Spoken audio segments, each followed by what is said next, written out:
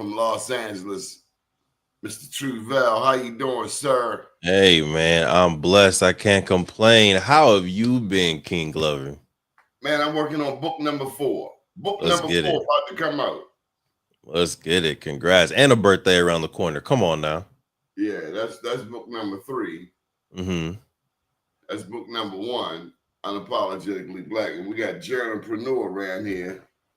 But the next one coming out is called Journalpreneur. Journalpreneur, like journalism and entrepreneurship, Yep. how we make a dollar.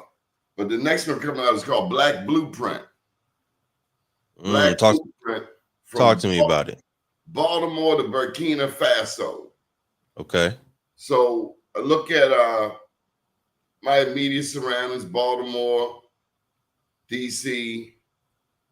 This is roughly 2 million people, black people, along this corridor, and just looking at what has worked for us Mm. politically, economically. You know, same thing you do every day. Fight Yeah. for your people. Yeah. You got some like some interviews in there, some survey data in there. Yeah. Yeah. You know what that reminds me of? That reminds me of W.E.B. Du Bois and the Philadelphia Negro, right? Where he did Mm, a very, very similar study where he was walking around the city of Philadelphia just trying to get the sense of what the black life was like in that city. And from that we have the Philadelphia Negro. From that we have the Souls of Black Folk that come out later. So I'm excited for what you're going to do right in in 2024, 2025, 2026, and experiencing what is the experience of a African American in Baltimore and what might that translate to book wise. So I'm excited for that one. Du Bois, man, to even be mentioned in the same sentence with such an icon.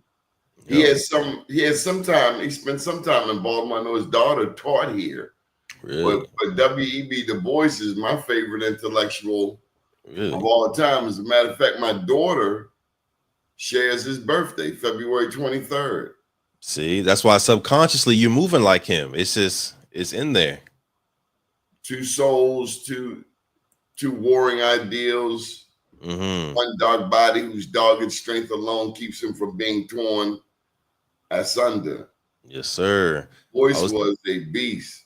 And I uh, think if you look back, the only thing that maybe he would change in retrospect is he would have let the Niagara movement and the founding of the NAACP be 100% black. yep. That that and I think he would have not fought Booker T. Washington as much. Right. I think in his later years, I think he kind of circled back to Pan Africanism. In his later years, he realized that Booker T. Washington was not completely wrong in his fight to make sure that we are getting economic Parody. independent. Yeah, Yeah. that too. Parity, independence. So yeah, but I think as a scholar, we all go through our stages, right? I think that's what it is. W. E. Du Bois, as iconic and as great as he is, he's still like everyone else had to He's human. develop. Yeah, he's human for I sure. tell you, a matter that came on the table that caused a rift in the black community: Planned Parenthood. Mm.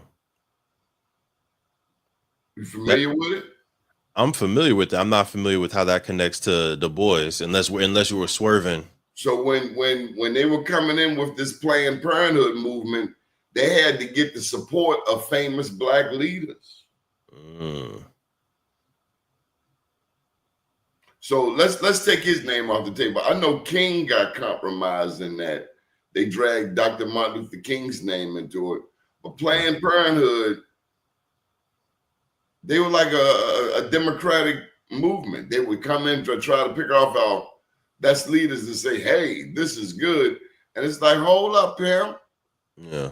We heard what Margaret Sanger said. She said that black people are like weeds Mm. that need to be exterminated. We understand the relationship to Charles Galton, who was the cousin of Charles Darwin. They were talking the survival of the fittest. We Mm. understand that Mendela mentality out of Nazi Germany: blonde hair, blue eyes, master race. But we also understand Jesse Owens went over there and debunked that BS with literally flying colors. Yeah. You see that black man just run by you? Yep. See that? Yeah, Los Angeles, definitely. man.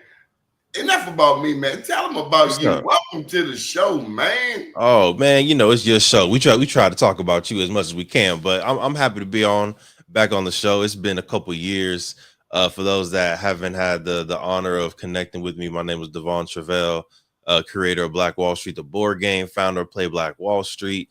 Since 2018, we've created board games centering the history of Black Wall Street to make sure that more people can learn about it, but also increase financial literacy. So, King Glover, since the last time we've been on the show, we started to have some programs in schools, right? So we have mentorship programs in schools that teach financial literacy.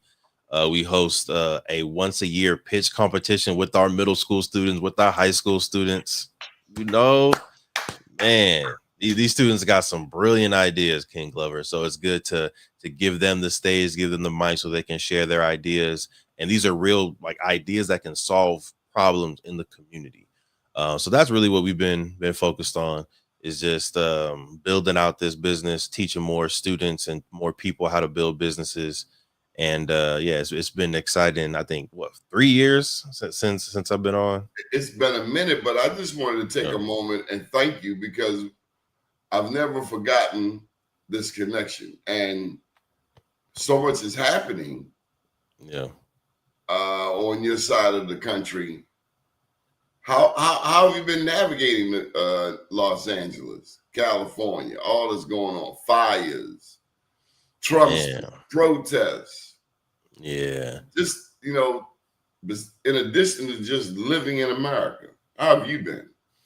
Man, it's been a roller coaster ride, right? It's been a roller coaster ride because we're in Los Angeles, got a lot of family, got a lot of students around here. So everything that's happening, I'm always 1, 2, 3 degrees away from separation. We were at Palisades High School, right? And I do want to give a lot of love to our teachers and our students out there in Palisades High School. We were there probably 2, 3 weeks before the fire doing a Black Wall Street game session with their Black Student Union. All right, so we had 150 Black students in the gym with their Village Nation, with their Black Student Union. We were playing the games, and then literally 2 weeks later, now that high school is completely gone. Right, so in another chain of events, we would have been actually there when the fires were going on. So definitely thankful for that protection. But yeah, it's definitely been hard. A lot of people in our community hit for the fires um, in Altadena, right in the Palisades area. I have a lot of friends that are out there in the protesting to support our immigrant families. I got a lot of family members myself that are immigrants, so it's a lot going on. Even all the way out to where now outside of LA. We used to live in LA. Now we moved outside of LA to Riverside. But even in Riverside, there's still some unnecessary violence happening inside the streets due to the protests as well. So I just try to stay as grounded as I can. I meditate in my mornings. I reach out to my family, reach out to my friends, make sure everyone's all good. So I appreciate you checking in on us, Glover. There is a place in California that was a black town. Are you familiar with it? Yeah, Allensworth. Man, I'm looking up Allensworth. Allensworth, yes, sir, right there in Tulare County. Now, that was founded by a black man, is my understanding. Yes, sir. Colonel Allen Allensworth. He was one of the highest ranking African American men in the military at the time. He retired. He bought, I think it was like 720 acres out there in Tulare County. For those that don't know, Tulare County, it's like the Bakersfield, right? If you know Bakersfield, California, it's around that area. And he was just building 720 acres, mostly military veterans, Buffalo soldiers. And yeah, we got some actually. It's funny that you mentioned that because we're working on something in connection with Allensworth over the next year or so. So you'll be like in line to know when that update comes out. Definitely make sure to hit you so we can get that update to you in the community. Okay, Allensworth. Let me see. Allensworth. I might have something here with him. This technology is a little, yeah. Well, I didn't get it. You were talking. See, Allensworth. He had his own town. Yep. Also, did you know that in California is technically the first black millionaire? Oh, talk to me about that. I want you to look up William Leedsdorf. Leedsdorf. Lei Leeds. Leides. Leeds. You know, once you go looking up stuff, your computer's supposed to get back to it, unless with some people. Microsoft want to jump in and talk about they want you to pay some money. It's like, stop playing, man. Go on that bull. William Leedsdorf, Leedsdorff.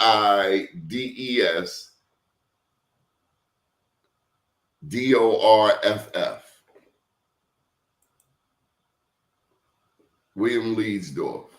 Yeah. You know how he became a millionaire? I think his daddy was rich. He might have been one of the Passe Blancs. I was just down in New Orleans where they talk about a lot the Passe Blancs. Yeah, but he was so this is 1810 to 1848, a biracial business diplomat, civic leader. He was African, Cuban, Danish, Jewish descent, and was a major player in San Francisco and California. Does that sound familiar? Yeah, that's him. First U.S. black millionaire in the West. He got his wealth from shipping, real estate, international trade, and particularly the pre-gold rush California, right? And this is a trend that I'm seeing also in history. Is a lot of folks like us, right? A lot of black businessmen. They make their wealth not directly off of these like major historical rushes, like the gold rush or like the oil boom, but they make it right next to it, right? Either right before or trying to do something in connection.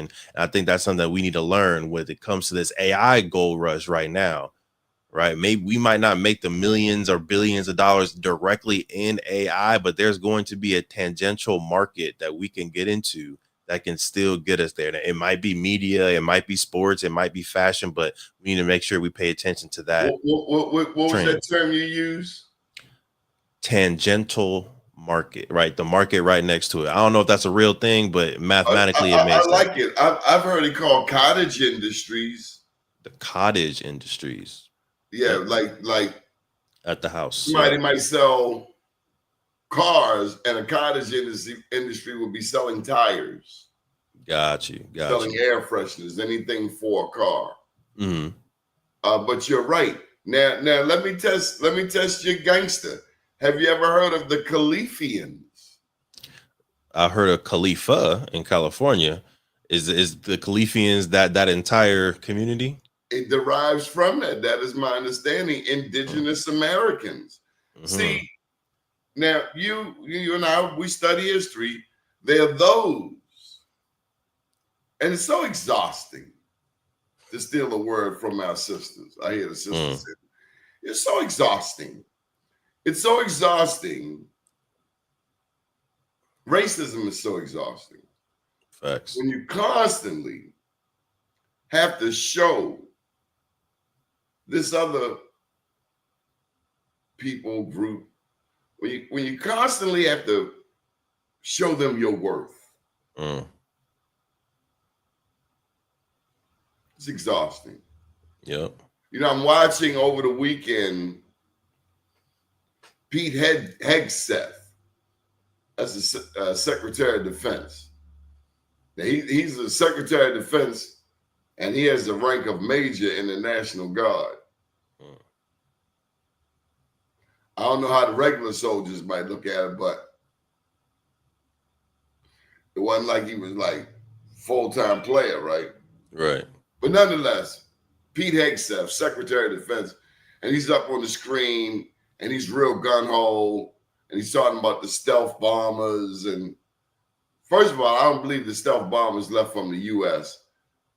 I believe they had some bases very close to Iran. And anyway, But he's on this and he's painting this picture like America. You know, we're gun ho, and it always gets me because I watch a lot of Navy SEAL movies and these military movies, and the heroes always these white guys.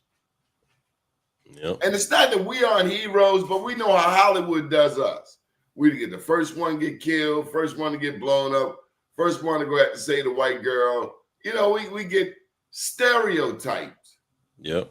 Just like the first film that was ever made in this country, The Birth of a Nation, we still getting that stereotype. Yeah, you could be in a movie, but you got to save the white girl and then you die. Huh? So in all of these stories, I never see what I want to see, the black hero, like the ones who settled the West. And I talk about them in this book. I love it. Chief John Horse. You ain't got to buy the book. I'm going to give it to you for free. Let's go. Hey, King Glover. Chief John Horse. Come out of Florida. And he fought the likes of Andrew Jackson to a truce. Because Andrew Jackson, blacks said, once you get down to Florida, Spain owned Florida. It wasn't the Florida of America. Right. It was a Spanish colony. And if you escaped there, you had up until 1831, you could get your freedom. Because Spain ain't caring about the U.S. expansion. They said, come on over here. You can have your guns and you can get your freedom. You might have to do the Catholic thing, Mm-hmm. That's all they cared about. Andrew Jackson didn't like that. So he fought these blacks with Chief John Horse helping lead the way. And between the blacks and the Seminoles, there was no penetrating. They were called the unconquered. Yep. Now, the Seminoles wanted Chief John Horse to stay there in Florida. But after the war, the U.S. government promised them land in Oklahoma. They went to Oklahoma. He didn't like it. They were still trying to enslave him out there, Indians, white people. So he took his soldiers and 200 black families on the Trail of Tears. Notice I told you they were not, I did not say they were enslaved. They were soldiers, they were free. So that dismisses this BS that all the blacks on the Trail of Tears were slaves. Right. We got to study our history. It was called a Second Seminole War. There are things that are right in our face, but it's hidden from us because we don't know that they've been redefined, reworded. Yep. But these blacks eventually went through Texas. They built 500 black towns going through Texas. They ended up settling in Mexico and became the border patrol for Mexico. Yeah. So my point is, when I see Hollywood in their movies, they never show who the real damn hero is. No. Well, why do you think that is? Because they don't want you to be strong. All they want us to see is images of us killing each other or doing a Yep. So Marcus Garvey wrote in his Philosophy and Opinions of Marcus Garvey, I think this was like number 3 in the book, was propaganda, right? And the tool of propaganda used, and that the Negro at the time, and probably still to this day, suffers the most from propaganda, which is the power using influence and using the media to force you to think something against your will. I don't have nothing against weaves. I don't have nothing against braids. But the thing that get me is when I see our beautiful black sisters running their hands through the straight hair, and I'm like, you do know you look like Barbie. Let me see you run your hands through a big 5-foot bush. Or some locks, right? Go ahead and grow out some natural locks. Yeah. I can take a bald head. Oh, you want those warriors from Black Panther? I'm just saying, do we realize we are emulating a European image of beauty? That's all I want to know. Right. And then they are emulating us. Right, but it's interesting how the propaganda to where which we try to emulate them, but and then they know the truth, so they're trying to emulate us. They're getting the fake lips, so their lips look bigger. They're doing the BBL, BBL, so they can have a little bit more curves, like our African women. So it's interesting. tan. Yep, trying to get the tan. Yep. So that's why we need more outlets like Be More News. We need more places like Play Black Wall Street. We need more directors like Ryan Coogler, right, who are putting images of sinners, putting images of Black Panther 1, Black Panther 2. We got Creed. That is the images that we need to combat the propaganda of mass media, right? So we need more directors, we need more writers, we need more authors, we need more people like us that are generating positive images for us to consume. We need more people creating our own board games. Yes, sir. Tell them about the game. How's it coming along? Yeah, the game, man. So we did the first edition in 2018, right? We ran 250 copies of that one. So if you have the first edition out there, thank you. I ran into someone the other day that had the first edition, which was a cool small world. Since then, we've sold almost 10,000 board games worldwide. We're now on our yes, sir. Yes, sir. Including 521 games to every player in the NBA, thanks to Drew and Lauren Holiday. Very thankful for that and their social impact fund that gives out grants to businesses that are doing real work inside the community, like Play Black Wall Street, like so many others. So yeah, that's the board game. And as you go around the board, you land on real businesses that existed in 1921 in Black Wall Street, right? So a Uncle Steve's Barbecue, Williams Dreamland Theater, owned by John and Lila Williams, Little Rose Beauty Salon, started by Mabel B. Little, who left Mississippi with $1.25. $1.25 in her pocket, went to Black Wall Street, got mentored by Madam C.J. Walker, opened up her own beauty salon, and became an icon of her own, right? So our board game is introducing, thank you very much, Greater Cleaners. Our board game is introducing our youth and even our grown folks to real businesses, real history, but also making it real, making it tangible for them, right? So as you play the game, you have to buy or use a business, right? So be a customer, be a consumer, or be an owner. And then once you own the business, you have to invest in that business, take it from a sole proprietor to a LLC to a corporation, right? So the game it's been going smooth, man. Love seeing colleges buy the games, colleges bring us out. We'll do game sessions for anywhere from 30 students to 100 students, everyone talking about Black Wall Street, talking about business. And for us, this is how we start to shift the frequency, shift the culture of what we're doing. Well, we get ready to shift your daggone focus. You never heard of Annie Malone? Annie Malone, teach me. Let's go. Annie Turnbow, Turn Turnbow, Mm-hmm. Turnbo, Annie Turnbow Malone. Talk to me, Professor. I'm Man, gonna look her up. I want to see what you're talking Annie about. was a bad girl. See, America, and we fall for it. We understand marketing. Madam C.J. Walker was a master marketer, Mm-hmm. but she was not the first black woman millionaire from the beauty industry. Madam C.J. Walker had a mentor named Annie Turnbow Malone, who was more of your ilk. Mm. Annie created black beauty products. She dabbled in chemistry. Mm-hmm. She was the first one to come up with products for black women's hair because black women's hair had been neglected. Mm. Wasn't no Weller Balsam back in the day. I tell you something else too. Come on, talk to me. I mentioned to you about the Califians, the Mm-hmm. indigenous peoples. There's a storyline that we consume as a beautiful black people that we are all descendants of slavery.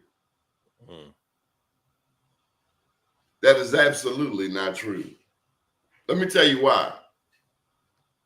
Here's something for you. This is a quick pop-up. Luzia, Luzia, Brazil. When you look up Luzia, see that, and that's why we need our own news outlets. We are Well, we need told it. black people came here in the bottom of a damn slave ship. So you telling me millions of people came on them few thousand ships? Mm. Then you really got my mind rolling. Then they gonna tell me that black people didn't have ships. I'm like, y'all stupid. No. Y'all really stupid. Now you telling me the first man on earth, where civilization started, they showed you right there in the damn pyramids, the Egyptians had boats.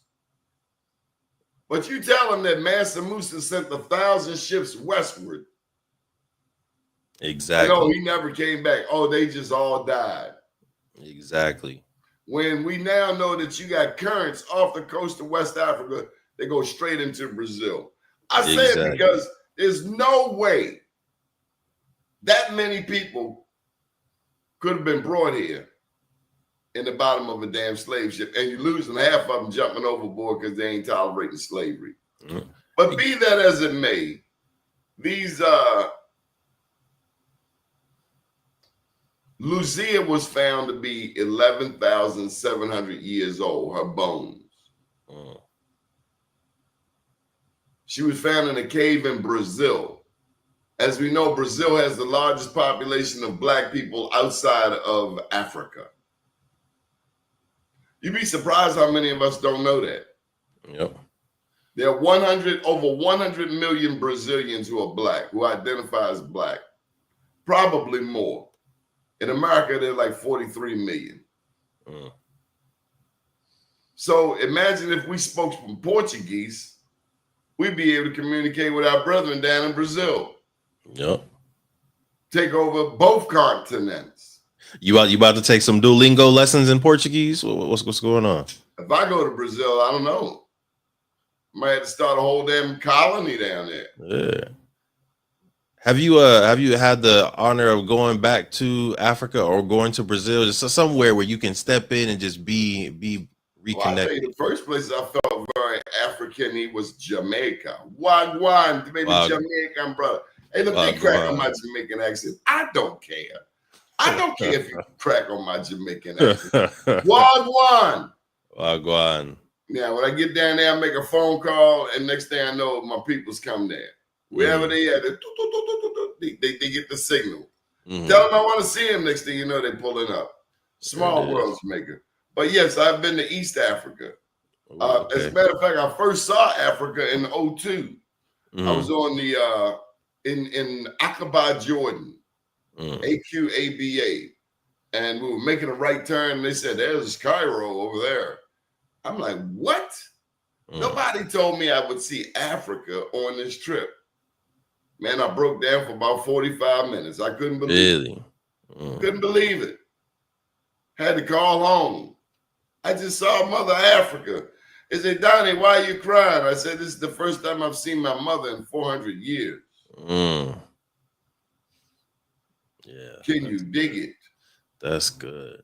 How do you feel about, so there's a lot of people, and this isn't anything new particularly, but Earn Your Leisure's been on social media a lot, talking about going back to Africa, buying some land in Kenya, starting farms, and really trying to do business, right? How do we bridge the gap between African Americans and Africans? And they're definitely using business to do it. How do you feel about either using business or using news to connect us to the motherland?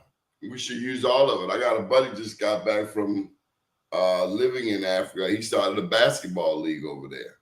The first thing is stop listening to what other people tell you about your people. Mm-hmm. Stop listening to what your enemy is telling you about your brother. So the book is Black Blueprint, Baltimore to Burkina Faso. Mm-hmm. You familiar with what's happening in Burkina Faso? No, sir. Man, they got a black man. Once I tell you his name, next thing you know, you're going to be seeing this stuff all over social media. Mm-hmm. His name is Ibrahim Traore. Mm-hmm. Traore. Got a couple accent marks in there. Ibrahim. French, the U.S., they done tried to kill Ibrahim 20 times. Mm-hmm. because Ibrahim brought a Idi Amin move. You remember Idi Amin, Uganda? Mm-hmm. Why did the white people hate him so much? Because he was uniting both religions. No, he told them to get out. Mm. Get out. Leave. Go. Do not come back. See, the European powers, they carved up all of Africa's 54 countries. Ethiopia was the only one that wasn't colonized. People argue me and say Liberia wasn't a colony, but I beg to differ. But be that as it may, the majority, most of the countries in Africa have been carved up by the German, the French, the British, the Spanish. Everybody wanted to get a piece of it. So when it was a few years ago, he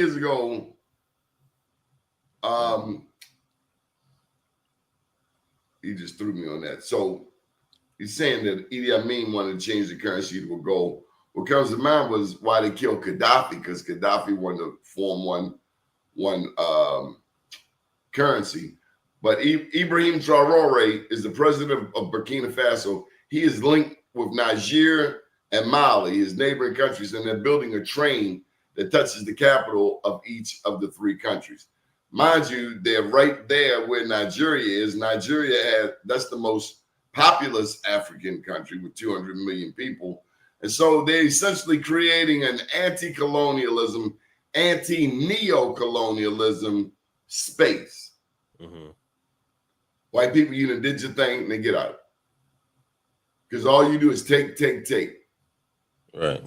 Then they want to demonize Africans. Oh, you're dealing with the Chinese, you're dealing with the Russians. Now, we're just trying to deal with people who are going to treat us fairly. Because we see you come in and you bring your cousins like roaches and you don't want to leave. And you don't give back.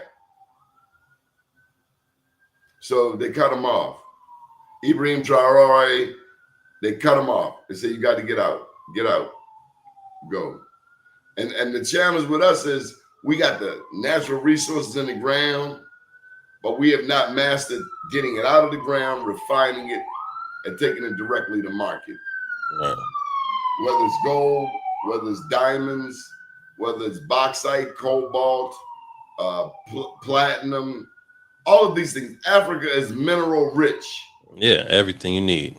But this dude been coming over and getting the stuff out because he knows how to refine. We got to stop that. If anybody doing any digging, it's us. Right. So what they do is they come over there. They see what we building right here, and they come and give you some money and tell you that I ain't SHIT. And then they come over here and give me some drugs and some liquor, and they say, by the way, your boy out there in LA, he said your mother ain't no damn good. So that's how they do. They divide and conquer us. Yep, it all goes back to that propaganda Marcus Garvey was talking about. That's why we have to have our own machines. And on that note, I'd like to take a moment and pause to acknowledge the life of Naba Muhammad. We called him Richard Muhammad, but his full name was Naba Muhammad. He was the editor-in-chief of the Final Call newspaper. And he was a friend, a colleague, and helped me to take Be More News to a more national level. So Ashe, may Allah welcome him to the kingdom. And that's why it's so important that we stay connected. Might not have talked in 2 or 3 years, but that's why we came back around. And I'm getting ready to celebrate my 60th birthday. Yeah. And I had to talk to you because sometimes we forget all of the people that we've touched. Right. And so much going on in LA. Yes, sir. I was just in New Orleans and I had to get it straight from the people. I said, how y'all feel about Kendrick Lamar getting the Super Bowl show? Man, there's some Wheezy fans. That's all they want is Wheezy. They don't care. Of course. They love Kendrick. But they say this Nola, man. This Wheezy country. And it would have been the same way if the Super Bowl was in LA and someone from Louisiana would have got it, someone from Texas would have got it. People from LA would have been like, oh, come on, why didn't you give it to Kendrick, to Dre, to YG? So it's One lady made a point that Weezy was not coming with that level of cultural competency that Kendrick did. No. Boy's a genius. Yeah, well, first of all, they're both geniuses, but Kendrick on another level, man. Kendrick's on another level, and it's more conscious genius, right? He's that like Black in a Panther world where who we get so much crap. Yes. That you got to protect, and I got to protect our daughters from, our women from. Yes. Just tell you about the subtle little thing we see our sisters going through every day. Baby, why are you giving yourself a concussion? Yep. And to even bring to complete that circle, right? That the song that he ended with was "Turn the TV Off." Turn the outside influence on your life off. Turn the propaganda off. Whether it's watching, not Be More News, but watching the other news channels, right? Other movies, other TVs, Netflix, all this propaganda that we are consuming is changing our consciousness and changing how we feel about ourselves. So we need to turn the TV off. That's what Kendrick was saying. Kendrick deep, man.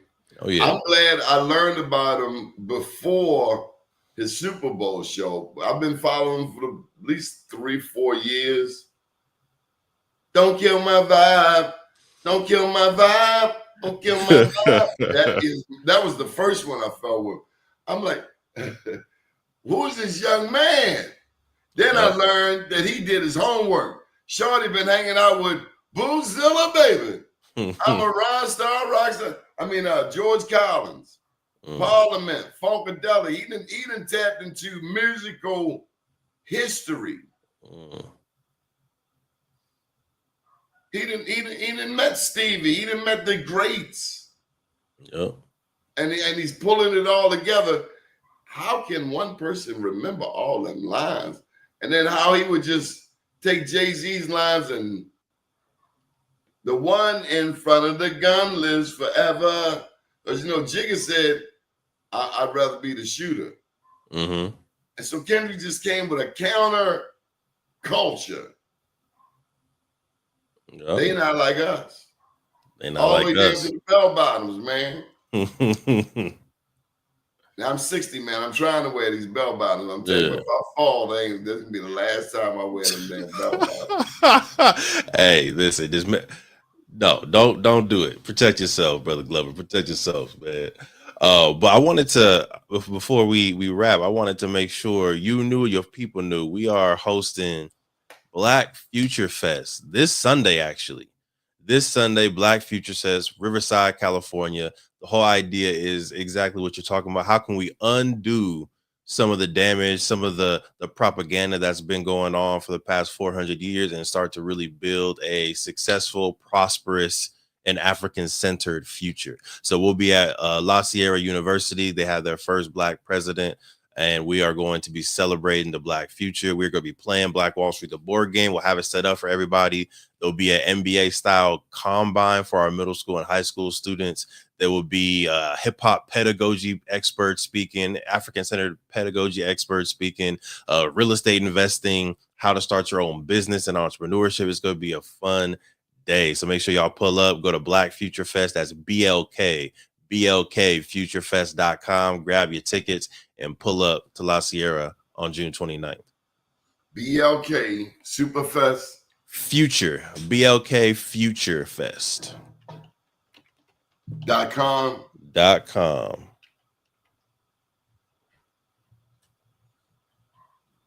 Boom. Why do you do what you do? Why are you doing these games and Black history and Black Wall Street? Why are you doing this?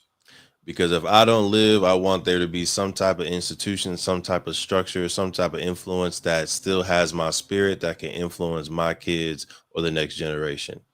Right? And that's going to be a real focus for the next probably 10, 15 years for myself, is how do I, if I'm not able to continue on this planet, what can I produce? Like your books, right? That's your consciousness. That's your essence. That is what you want to influence the next generation with. And you wrote those books so that 100 years from now, someone can pick up the I Am Black Wall Street by Donnie Glover and get that wisdom.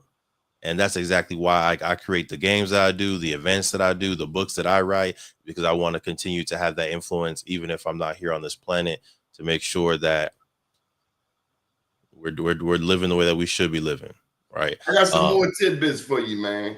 oh yeah, well this it's gotta be like I gotta go hit the gym, brother Glover. This is gonna Well, be the well, last one. good. Last tidbit I'm gonna give you is Black Caesar. Black Caesar. Black Caesar. Did you know there were black pirates? Uh yes. I don't know the history behind black pirates, but I'm confident. Yeah, you do. A slave ship was coming down. Somebody Mm, went to try to rob it. They got into a scuffle. The people trying to rob the slave ship say, well, hell, if we let the black people go, they help us. mm, His name was Black Caesar, and he was a pirate. And he was down there in Biscayne Bay. And he was potentially the first black millionaire in America. They hung him in Virginia. They, of course, mm, $7 million worth of silver on him. And mm. now you know the rest of the story. We appreciate you, man. How can people get in touch with you? You want them to go to that website?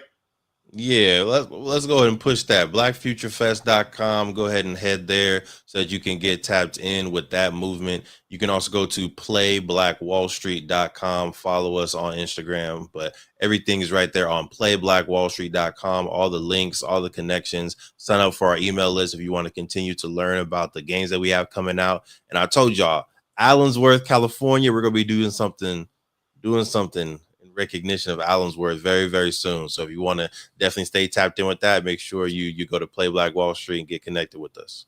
Thank you for taking time out to be with us today. Always a pleasure, big brother. Peace to your family. Peace. Top of the morning to you. Hey man, happy birthday. Yes, sir. Thank you, big brother. Good morning, world.